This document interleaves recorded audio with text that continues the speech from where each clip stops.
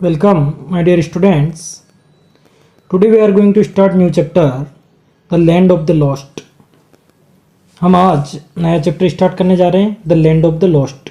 The land of the lost means खोए हुए की ज़मीन या खोए हुए की धरती, है ना. इसमें देखते हैं ये स्टोरी किसके बारे में है. बहुत ही इंटरेस्टिंग स्टोरी है और एक लड़के की स्टोरी जिसका नाम है राजू और हिज लॉस्ट की, यानी उसकी एक चाबी गुम जाती है, उसके बारे में. तो देखते हैं कि क्या होता है. Raju loved to dig. Raju को खोदना पसंद है, यानी ज़मीन को खोदना. He dig with old pencils, यानी उसकी जो पुरानी पेंसिल है उससे खुदाई करता है. ही सैंड स्पेड्स. सैंड स्पेड यानी रेत को खोदने की जो कुदाली होती है उसको सैंड स्पेड्स बोलते हैं.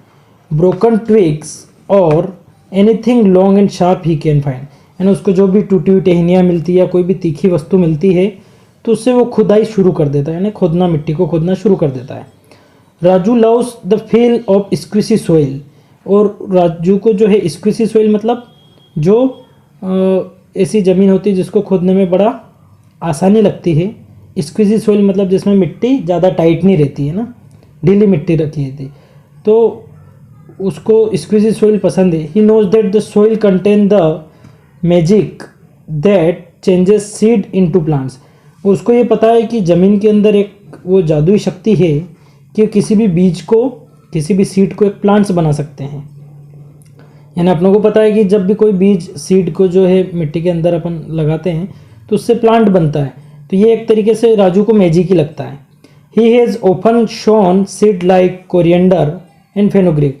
उसने कई बार कोरिएंडर और फेनुग्रीक जैसे बीज लगाए हैं. कोरिएंडर मतलब धनिया और fenugreek. And seen them bust out with roots and shoots and leaves. और उन्होंने जो बीज लगाए हैं राजू ने, उनमें बस्ट आउट मतलब उनको बाहर निकलते हुए देखा है. उसके रूट्स निकलते हुए, उसकी जड़ें निकलती है, शूट्स यानी उसका तना निकलता है, लीव्स पत्तियां निकलती है. For Raju the underground world is exciting and mysterious place. Raju के लिए जो ज़मीन के अंदर की जो दुनिया है ये बहुत ही एक्साइटिंग है, यानी रोमांचित करने वाली है, और मिस्टीरियस भी है, मतलब जो है रहस्यमयी है. Different from his world so he dig and digs. तो उसको ये जो बाहरी दुनिया है इससे थोड़ी जादुई दुनिया अंदर मिट्टी के अंदर खोजने की कोशिश करता है, इसलिए वो बार बार खुदाई करता ही रहता है. ही डिग एंड डिग मतलब खोदता ही रहता है. वन डे, एक दिन, एज राजू वाज डिगिंग, वो खोद रहा था, he found he could dig no further. उसने देखा कि वो और ज़्यादा अंदर खोद नहीं पा रहा है. Nor could he get his pencil out, ना ही उसकी पेंसिल बाहर आ पा रही है. यानी वो पेंसिल से खुदाई कर रहा था तो थोड़ा सा वो आगे खोद भी नहीं पा रहा और उसकी पेंसिल भी अंदर ज़मीन के अंदर धंस गई. He started digging the soil with his finger. अब उसने पेंसिल को तो छोड़ दिया और हाथों से धीरे धीरे मिट्टी को हटाने लग गया, उंगलियों से, फिंगर्स, उंगलियों. सडनली ही सा सम हेयर्स. उसको कुछ बाल दिखे थोड़े से. Raju pulled at the hair and he heard a cry.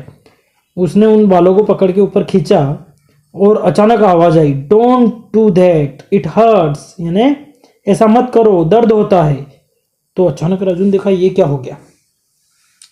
So excitedly यानी रोमांचित होकर Raju began loosening the soil.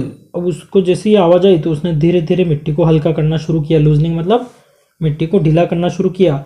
To his surprise, उसको बड़ा आश्चर्य हुआ, in the hole he had made stood small boy. उसने जो छोटा सा होल बनाया था उसमें एक छोटा सा लड़का खड़ा है. No bigger than his hands, यानी उसके हाथों के, यानी अपने जो हाथ रहते हैं इतना सा बड़ा एक लड़का है. टू हिज ग्रेटर सरप्राइज, वो और भी ज़्यादा आश्चर्यचकित हो गया. The small boy looked just like him. और वो जो छोटा सा बच्चा है वो बिल्कुल उसके जैसा दिख रहा है. द सेम कर्ली हेयर, वैसे वैसे घुंघराले बाल, आईज, आंखें भी वैसी, एंड स्पार्कलिंग टीथ, और चमकते हुए दांत, सेम राजू के जैसा.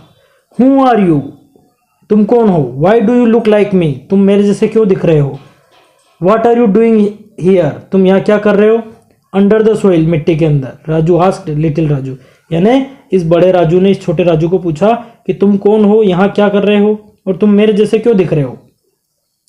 आई will tell you my story, मैं तुम्हें अपनी कहानी बताऊंगा. लिटिल राजू रिप्लाइड, यानी ये जो छोटा लिटिल राजू है इसने बताया. Remember you lost your cycle की इन द गार्डन, याद करो तुमने एक दिन तुम्हारे साइकिल की चाबी गार्डन में घुमा दी थी, यानी खो दी थी.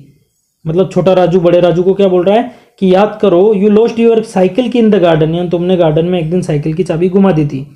यस यस आई रिमेंबर, हाँ हाँ मुझे याद है। I searched hard for it but I couldn't find it, मैंने उसको बहुत ढूंढने की कोशिश की लेकिन मैं ढूंढ नहीं पाया। Tell me do you have my key, तुम बताओ क्या तुम्हारे पास है मेरी वो साइकिल की चाबी। नो सेड लिटिल राजू, नहीं मेरे पास नहीं है। छोटे राजू ने क्या बोला कि मेरे पास नहीं है।